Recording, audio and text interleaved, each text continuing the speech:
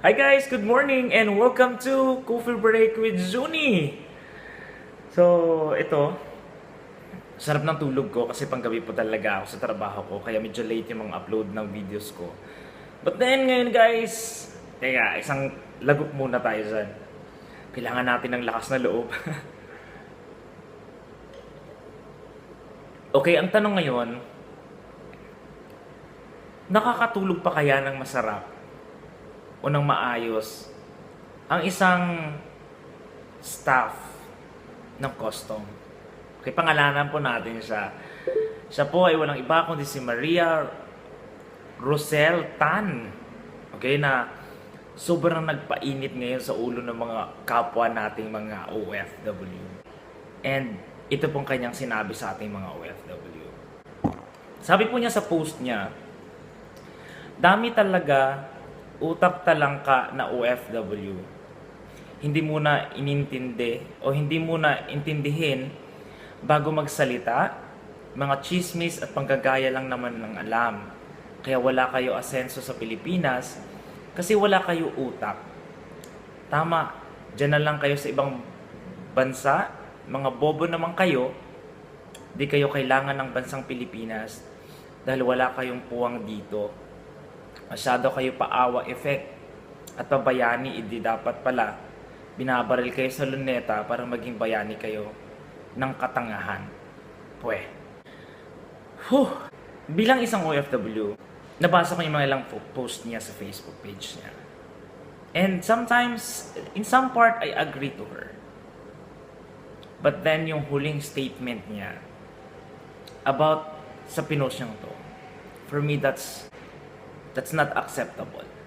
Kasi, if she believe na hindi siya tinamaan sa galit ng mga OFW na pinagbibintangan nating mga manloloko, mga mandurugas, mga kung ano-ano pa against custom staff, dapat tumahimik na lang siya. So, yung next na message ko po is para sa iyo, Maria Rosel Tan. Utak talang ka. Ibig sabihin, crab mentality. Naghihilaan. Alam mo, Rosel Tan, dito ko lang sa ibang bansa naranasan na nagkakaisa ang mga OFW. Dito ko nararamdaman na kahit wala akong pamilya, nakikita ko at nararamdaman ko ang suporta ng ibang mga kababayan ko kahit hindi nila ako kilala. Kaya nga, I even decided to create some projects to help these kabayans din na nangangailangan. And one proof I have is itong suot ko. No one fights alone. We are helping kabayans na may cancer dito sa Dubai. And every time I ask help financially sa mga kabayan na nandito, sa mga OFW na nandito, and even other OFWs from other part of the world, they are willing to share. They are willing to help. Utak talangka ba yun? Pera ang pinakamahirap na kawalan ng isang tao, lalo sa mga taong nangangailangan din. But then, ito yung mga taong nangangailangan are more na mas mapagbigay because they understand the feeling, the situation of being in need. Kaya kaming mga OFW dito sa ibang bansa, inuunawa namin ang bawat isa.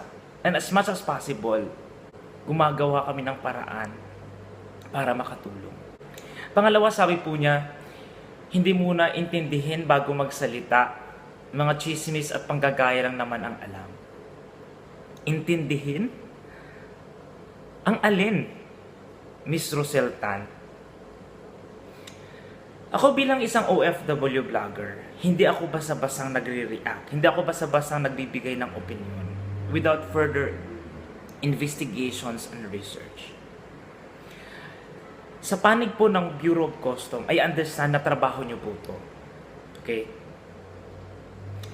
Pero kasi, your integrity plus yung evidences na lumalabas of mga katiwalian na pinagagawa nyo sa mga balikbayan boxes namin, how can I trust yung bureau nyo? Chismis ba yun? We have evidence. Check the internet. OFWs are sharing yung mga sitwasyon ng mga box na na-inspeksyon nyo. Binaboy nyo yung mga padala ng pamilya nila. Now, gusto kong ipaintindi sa'yo why OFWs is sobrang galit sa inyo. Have you tried thinking of something, a very special gift for your parents, Miss Roseltan? Or for your kapatid, for your pamangkin, for your friend? Na something special yon, hindi mo siya afford. Katulad namin mga OFW, hindi lahat ng bagay afford namin. Kaya pinag-iipunan namin. And then, until such time na nabili mo na siya. Pero biglang may isang kaibigan ka na pagkakita ng bagay na binili mo, dinumihan niya lang, pinunit niya lang, hindi niya pinahalagahan. Anong pakiramdam mo? Anong pakiramdam mo, Roseltan? Hindi ka ba magagalit? Inspeksyon. Nanghihinayang kayo sa tax. Okay. Lahat naman ang naayon sa batas, kami mga OFW, hindi kami kontra. Kaso yung paraan na ginagawa nyo, plus yung mga anomalyang nangyayari, how can we trust you? Nang ipapadala namin balikbayan box, pinagdudahan nyo, okay, i-check nyo, fine. Kaso ang problema, wala bang nawawala? Pagkatapos maayos nyo bang binabalik sa box? Pangatlong, mapapakinabangan pa ba ng pamilya namin? So ngayon sabihin mong chismis lang yan. Tapos sabi po ni Roseltan, kaya wala kayong asenso sa Pilipinas kasi wala kayo utak. Miss Roseltan, papatunayan ko sa iyo na hindi bobo ang mga OFW. Na yung panahon na nagdesisyon kami na mga ibang bansa, magtrabaho malayo sa aming mga pamilya, makaranas ng homesickness, ng gutom, ng culture shock, ng pang-aapi, ng kung ano-ano pa, as hindi kabobohan yun. Kasi naniwala kami na hindi kabobohan, nagagawa namin ng paraan na may maibigay kaming pera sa pamilya namin. May mapakain kami sa pamilya namin. Na hindi namin hahayaan na ang mga kapatid namin ay magiging kriminal dahil sa wala na kaming makain. Hindi kabobohan yun. At hindi kabobohan, nalalakasan namin ang loob namin, suungin ang buhay sa ibang bansa kahit hindi namin alam kung anong maaring kahihinatnan namin dito sa ibang bansa.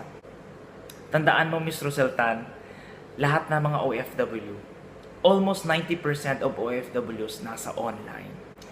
At ang pinaka-concern namin sa lahat, if ang balita has something to do with us.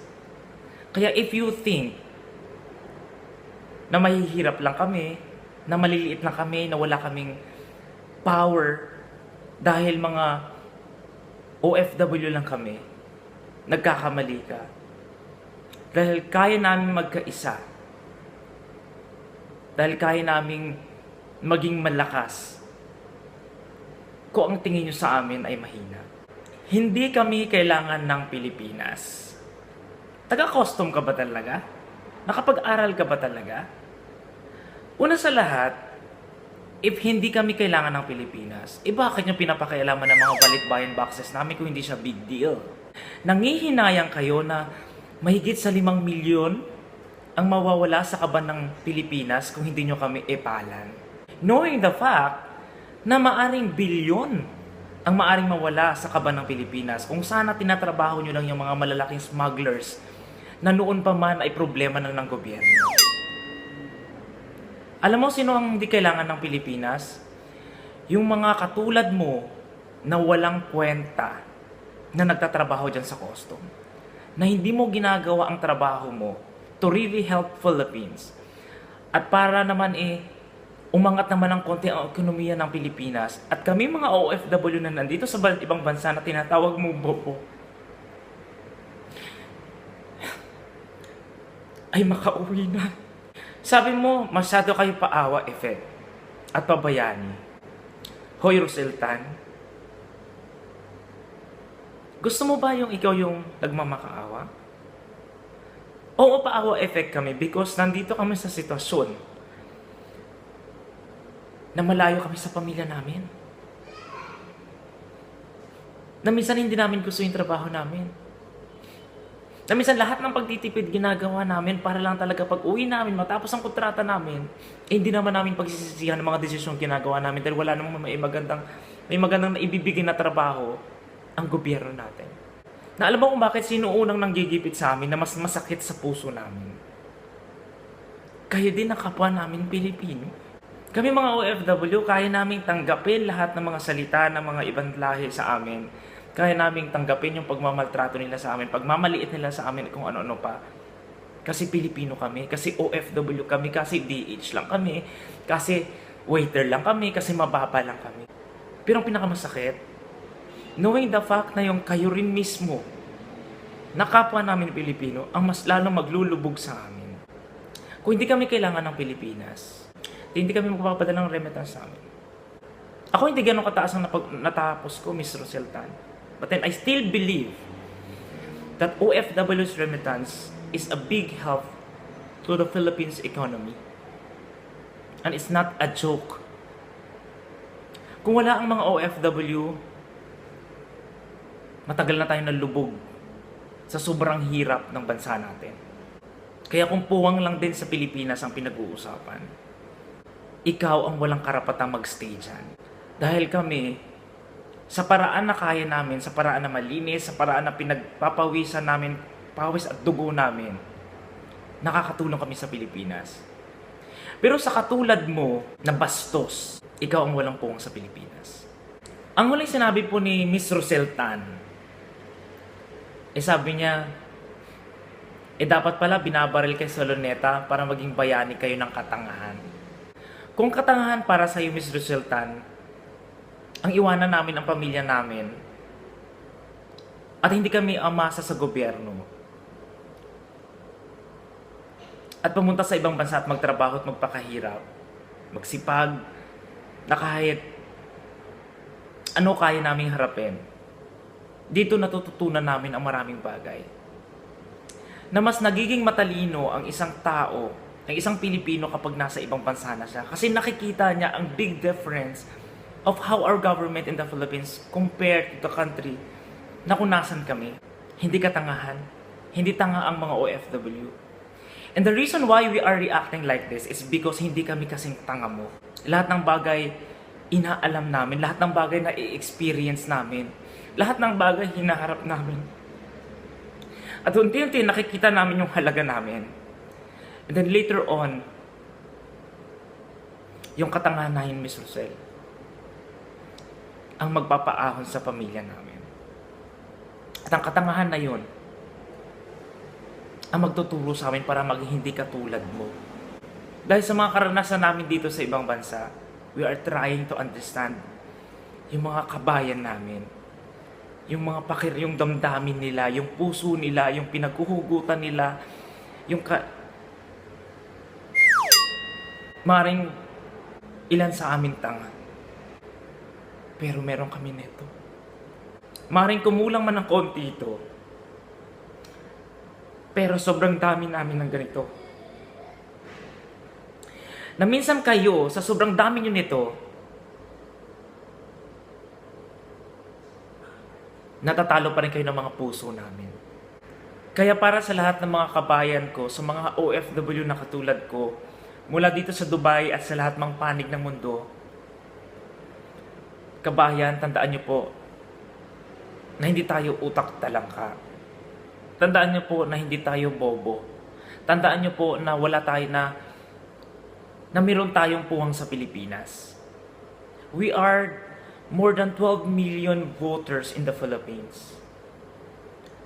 And to think na may pamilya tayo sa Pilipinas, kung ano man ang desisyon natin for the next election, we are 12 million times yung family members natin sa Pilipinas. Let's say we are 4 members sa pamilya natin ang boboto. So that's 12 million times 4. That's 48 million. Magkaisa po tayong lahat ng mga OFW. Iboto po natin yung nararapat lang talaga para sa pamahalaan natin. Let's join, let's unite. It's about time to change ang gobyerno natin sa Pilipinas.